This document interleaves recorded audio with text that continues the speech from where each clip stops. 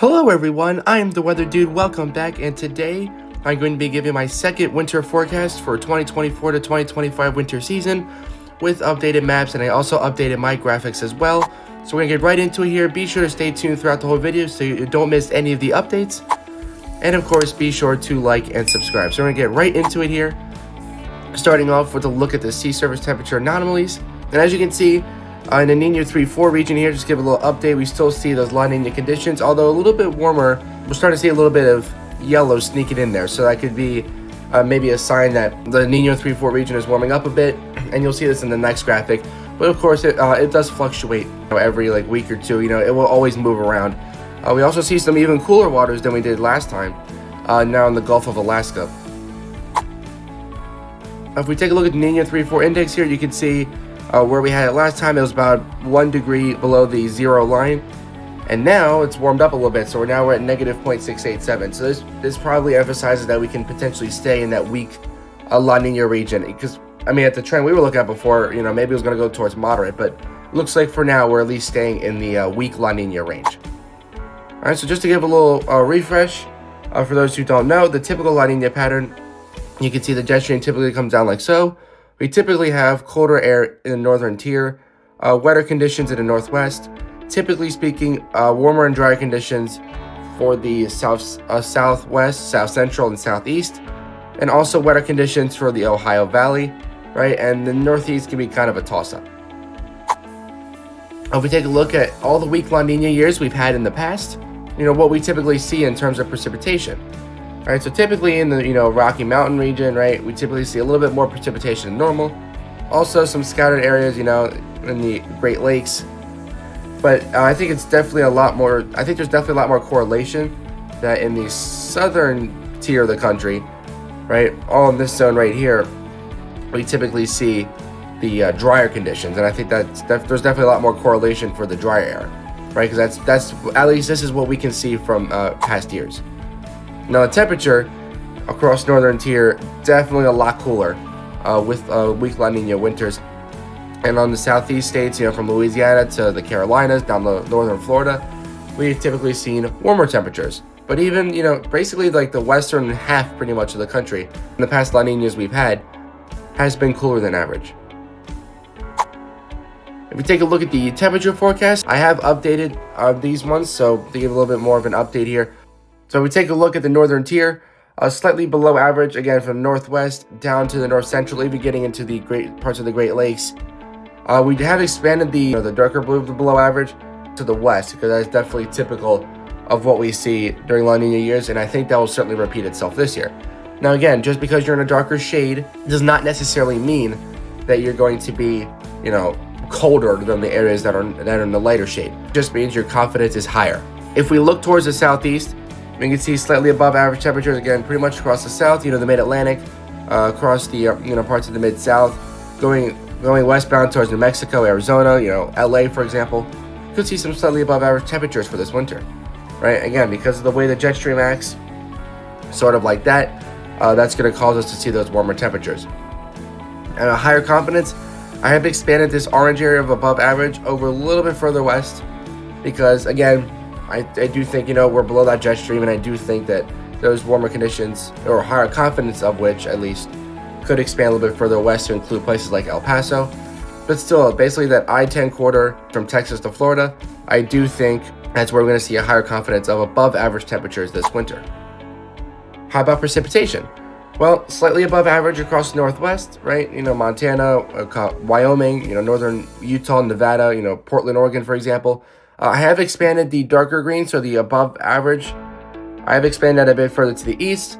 Again, with that storm track, I think it could even be expanded a little bit further, right? So that includes places now like, Boise, Idaho, Seattle, Washington, all places that are adding into the western half of Montana, for example. But we also have a slightly above average, precipitation places like Minneapolis, right? Going down toward, Des Moines and Cincinnati, Erie, Buffalo, and I have expanded it. So this region kind of just got added. So I do think, northwestern PA, the western part of New York State, I do think we could see some above average precipitation, because again, La Nina typically in this area can provide some precipitation, and I do think with that lake effect snow, I do think that'll certainly tilt things in your favor as well. And of course, above average, for places like, Detroit, Chicago, Milwaukee, Indianapolis. Now, if we look towards the south, again, just like we talked about earlier, dry conditions are normal, and I do think that'll persist for this winter. So anywhere from, LA, eastbound towards, Phoenix, OKC, we go even further east than that, maybe towards like Raleigh, Durham, North Carolina. All in those light brown areas, we can see the slightly below average precipitation. And if we go even further south than that, basically kind of like the deep south, Dallas, Houston, El Paso, all areas here, including Florida, that we can see a higher confidence of below average precipitation, because we're just going to be further away.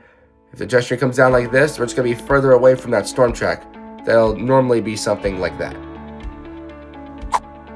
Here is the winter 2024-2025 snowfall forecast from one of my past videos. And as you can see, anywhere basically in the northern tier, I do think we could see above average snowfall this year. All areas that during La Nina years, we can typically see above average snowfall. And I do think this winter could certainly repeat that. Mid-Atlantic states to the south and across the south central here, over towards the southwest. Unfortunately, I do think we'll see below average snowfall this winter. Now again, you might be looking at a place like Florida and be like, well, we don't really get snow anyway. Yes, but because conditions will be even warmer and drier than normal, that would mean you would just have an even less of a chance to see snow than you already did, right? So I know I get questions like, why would you put, Florida or, southern Texas in that map when they don't get snow anyway? Well, that's why. Just because your chances are lowered even more, basically. Because then if I don't color those regions in, then it kind of gives the, it might, point somebody in the wrong direction and say, oh, well, maybe there's a higher chance because they're not colored in brown, while this place to the north is. Right, so just to clear that up, I think that's why I still put those states in the below average snowfall. Right, so if we move on to the overall forecast here. So basically, we're going to start off in the northwest and going to kind of make our way to the east here. Just basically going over where I made some changes. So in the northwest, all right, you can see wet and stormy. This area has stayed the same here. Again, Seattle, Portland, basically down to northern Cali, northwestern Nevada, right, western Idaho as well. Now, if we go to the east here, best snowfall, I did expand this a little bit. So basically, we pushed it a little bit further south into the mountainous regions there in Nevada, Utah. I think it can go a little bit further south. So that's why I did push it down there. Also, Colorado, we can also see, in that region as well. Basically, any of the Rocky Mountain regions is where we can see some really good snowfall for this winter. If we take a look at the southwest, we see warmer and drier, right? This region has overall stayed pretty much the same. Again, southern part of the Four Corners region, all the way down most of Texas, east towards, basically the I-10 corridor, so southern Mississippi, Alabama, Georgia, Florida, whole state of Florida actually, and southern Louisiana, all places we can see warmer and drier conditions this winter thanks to La Nina. Arctic plunges across the north here. I do think we're definitely going to be seeing that, right? Especially if that polar vortex gets unlocked, I definitely think we could see some big time cold snaps for this winter here. Some cooling snow, right? This region's also pretty much stayed the same. Eastern Colorado, western Kansas, central Kansas, even northern Oklahoma. We could see, it's kind of like a region that's kind of in the middle of everything else going on around it. So we can see some, cooler conditions and also some snow. All right, if we take a look here, kind of south of that, we can see some drier conditions, right? Parts of the mid-south and deep south as well. So places like, Charleston, South Carolina, Atlanta, Georgia, Birmingham, Alabama, Jackson, Mississippi, right? And clear westbound from there, we can see some drier conditions, right? And it will also be a little bit warm as well, but I do think the areas in the red will probably be warmer. Wintry mix, kind of like that winter battle zone here, setting up where it usually does in that pink zone there. And then to the north, we see some colder conditions for places like eastern Kansas, all the way up towards Ohio and Michigan. This is where I think we could still see some cold snaps, just maybe not in the polar vortex kind that we're going to see in the north central United States up here. Active lake effect. With the warmer conditions we've been seeing this fall for the most part, I do think that the waters in the Great Lakes region are warmer. So when that cold air goes to rush over them, and that's what's going to cause that lake effect snow, and anywhere in that green color, I do think it'll be a very active lake effect snowfall season for you guys there. Now, one region I have added, right, and the East Coast is what I kind of, really edited here. In the Mid-Atlantic region here, this is one I definitely have changed. and you can see less snowfall. I do think because just with La Niñas, I mean, the Mid-Atlantic, if you look at like, past graphics, if you look at like NOAA, for example, where they show you, during La Nina years, how much snowfall have we seen? And the Mid-Atlantic seems to always kind of just get screwed here. So I do think you guys could see less in the way of snow. I also put in a gray color because I do think it's kind of a toss-up, because East Coast, you know how they are with snowstorms, right? It's always a toss-up. So this certainly could change, but I do think that just climatologically speaking, you guys typically get less snow, and that could repeat itself here in this La Nina winter.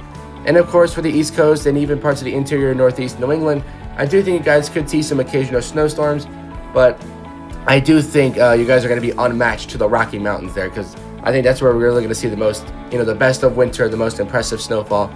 But I do think you can see some occasional snowstorms, for example, for the East Coast as well. So that is it for this video. Thank you guys so much for watching my updated winter forecast.